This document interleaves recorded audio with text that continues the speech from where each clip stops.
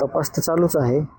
पण एक 2-3 दिवसाला CID ऑफिसला आपण येत राहतो, जेणेकरून काही माहिती आपल्याकडून उपलब्ध असलेली त्यांना देणं आपलं काम आहे आणि त्यांच्याकडून तपासाचा आढावा घेणं हे पण आपलं काम आहे.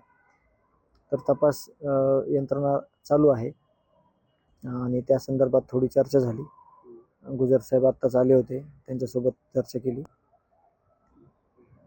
मोबाईलचा जो डाटा होता तो रिकवर झालेला आहे का? आणि आत्ता पाठीमागे सुदर्शन गुलेचा मोबाईल मिळाला, त्यामध्ये कोठडी सुद्धा मिळाली होती.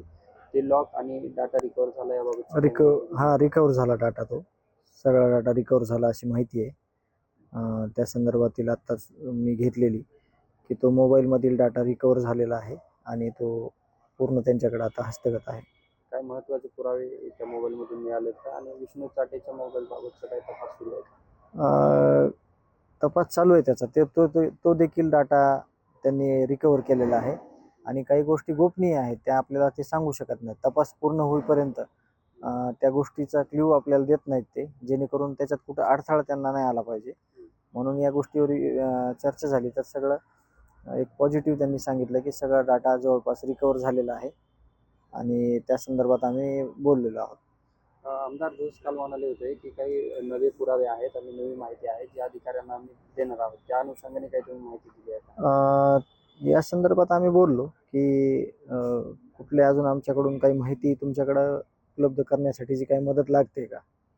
तर त्या संदर्भात धस अण्णा आणि ते काय बोलले ह्याच्यावर मला जास्त नाही बोलता येणार.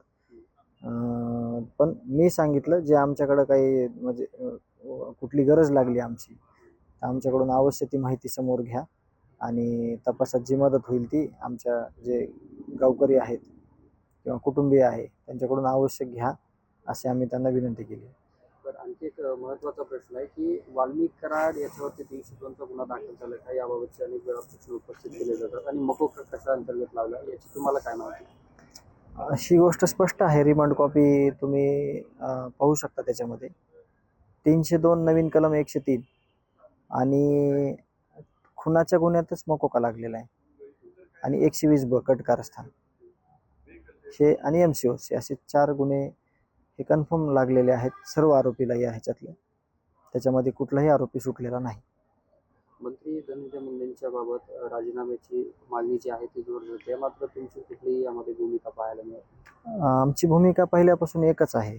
जे आरोपी आहेत, जे दोषी आहेत, ज्या आरोपींना ज्यांनी पाठबळ दिले, जे आरोपी ज्यांनी पोसलेत, ज्या आणि जे कोणाचे संबंध असतील त्या सगळ्या लोकांना शिक्षा देण्याचं काम आम्ही मुख्यमंत्री साहेबाकडे ती विनंती केलेली आहे. मग मुख्यमंत्री साहेब हे गृहमंत्री आहेत, जिम्मेदार व्यक्ती आहेत. त्यांनी या न्यायाच्या भूमिकेमध्ये संतोष अण्णा देशमुखला न्याय मिळताना जे काही पावलं उचलायचे ते त्यांनी ठोस उचलावीत अशी आम्ही त्यांना मागच्या 7 तारखेला देखील विनंती केली होती आणि आज 7 तारीख आहे. आज देखील विनंती आहे त्यांना आणि सगळ्या या तपास यंत्रणेला देखील ती आमची विनंती राहील की तपासात येणारा कुठलाही अडसर ती जिम्मेदारीनं त्याला घ्या आणि आमच्या जे माझे भाऊ आहेत त्यांना न्याय द्या.